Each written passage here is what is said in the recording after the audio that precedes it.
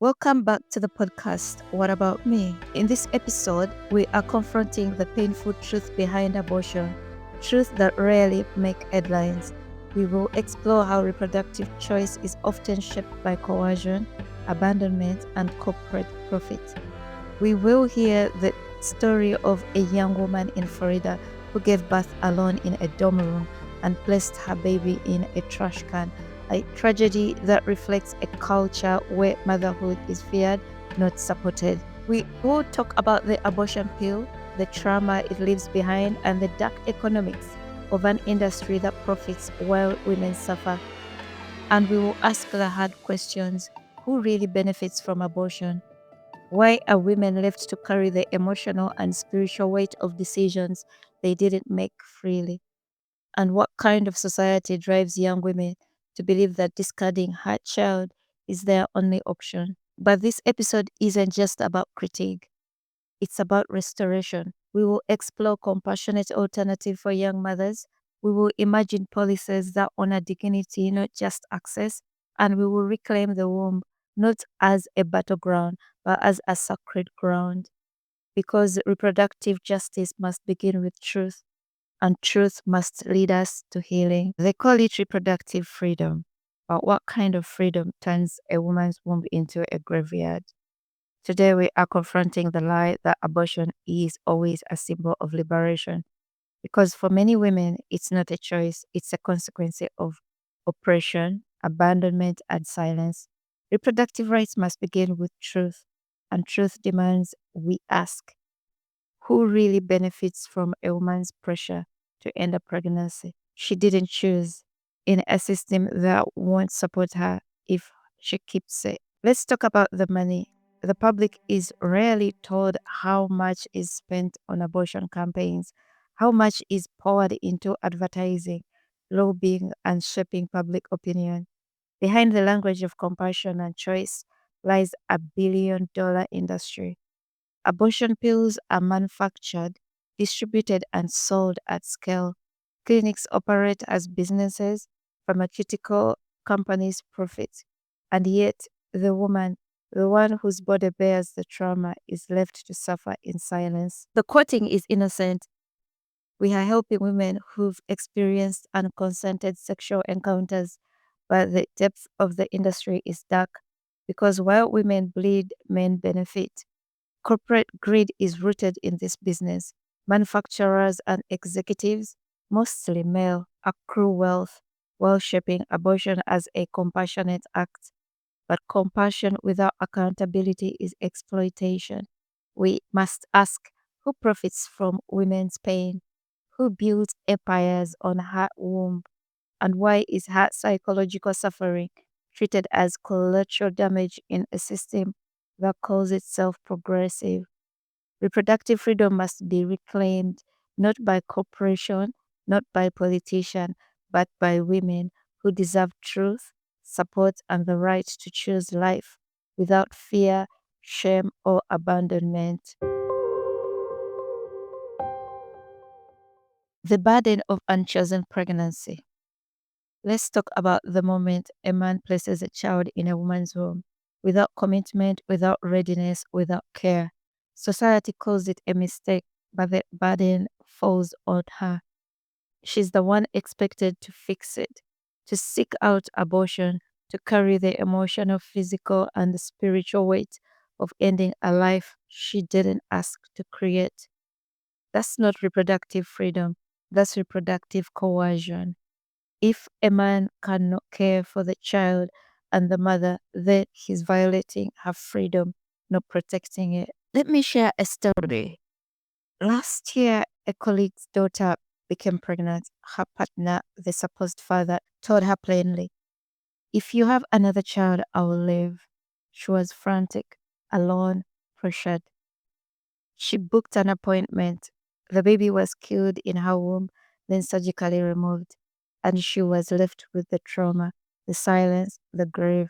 This is not freedom. This is a woman's womb being treated without respect as a dumping site for male pleasure only to be discarded when responsibility knocks the door. We must name this for what it is: a system where men escape accountability while women absorb the pain, where abortion pills and surgical procedures are marketed as solutions but leave women with long term trauma, self hate, and a fractured relationship with their own bodies. This is not reproductive justice. It's a cycle of abandonment dressed up as choice. Men must be educated about unchosen pregnancy, not just given alternatives that push women into despair. They must be held accountable because true reproductive freedom means honoring the womb, not exploiting it. And it means building a world where no woman is forced to choose between her dignity and her survival. We need to reclaim the sacred womb and heal after reproductive trauma. After the silence, after the surgery, after the grief, what comes next? For many women, abortion isn't just a medical procedure, it's a rupture in trust, in identity, in sacred relationship between body and soul, and yet healing is possible. Because the womb, even when wounded, is not lost. It can be restored, reclaimed, and revered. You have to begin with naming the pain. Healing begins with truth, not denial, not destruction, not naming what happened, saying I was pressured, I was afraid, I was alone, and letting those words breathe because silence systems, but truth protects souls. We have to reconnect with the body. Many women feel disconnected from their bodies after abortion, ashamed, angry, and numb. But your body is not your enemy. It is your witness, your companion, your sacred ground. Practices like gentle movement, breath work, prayer, and journaling can help rebuild that relationship, not to erase the past, but to honor the present. You need a spiritual restoration. For those who carry faith, healing can be deeply spiritual. Scripture reminds us he heals the brokenhearted and binds up their wounds. Restoration doesn't mean forgetting, it means being held, being seen, and being reminded that your worth was never diminished, not by a procedure, not by a man, not by a moment. And always remember that you have community. You're not alone. There are women walking this path beside you, some quietly, some loudly, all courageously. Seek out spaces where your story is safe, where your grief is not judged, where your healing is not rushed. Because restoration is not a solo journey, it's a communal one. The abortion pill is trauma dressed as a choice. Let's name what the abortion pill does. It doesn't erase a mistake. It initiates a process where the womb becomes a grave. The fetus is killed, the body expels it, and the woman, often alone, often afraid, is left to carry the memory, the pain, and the silence. This isn't liberation, it's trauma dressed up as a choice, a medical transaction that leaves emotional wreckage, and yet liberal narratives insist this is empowerment. Is it really empowerment if you're left to struggle psychologically, to wonder if I had made a different choice? I don't think it's empowerment. They say we are giving women control, but what kind of control comes with grief, shame, and isolation? True empowerment is not about ending life because the world won't support it. It's about creating a world where a woman can choose when and how she wants to carry life without fear, without pressure, without abandonment. It's about building systems that honor her body, her story, and her sacred capacity to nurture life. Men have to honor women and stop treating them like they're dumping grounds. Because when the womb becomes a grave, it's not just the child that's lost, it's the woman's peace, her trust, her sense of safety in her own body. And that is not freedom. That is a wound disguised as progress. If we are going to talk about reproductive trauma, we must also talk about policy. Because behind every pill, every clinic, every rushed decision, there is a system that claims to protect women but often fails women. The illusion of access. Governments and health agencies boast about access to abortion. Pills are made available, clinics are funded, campaigns are launched, but access without support is abandonment. Where are the policies that ensure emotional care, financial stability, and safe housing for pregnant women? Where are the systems that make motherhood viable, not just survival? The absence of accountability. Current policies rarely hold men accountable. There are no legal consequences for coercing a woman into abortion, no public campaigns that teach male responsibility in reproductive decisions. Instead, the burden is placed entirely on women, physically, emotionally, spiritually. That's not justice, that's systemic neglect. Reproductive health has become a marketplace.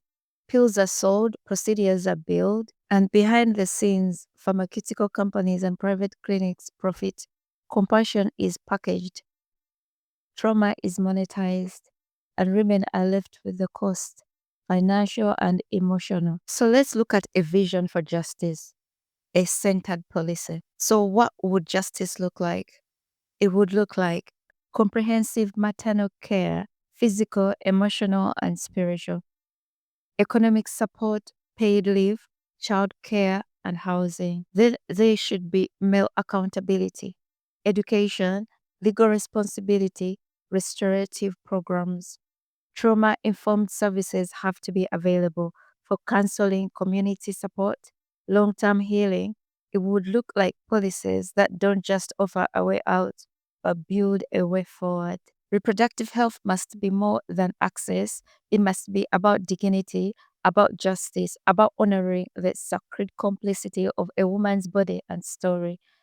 Because when policy fails to protect a woman, it doesn't just fail her, it fails all of us. Let me tell you of a story that happened in Florida. It's an ongoing case right now in court.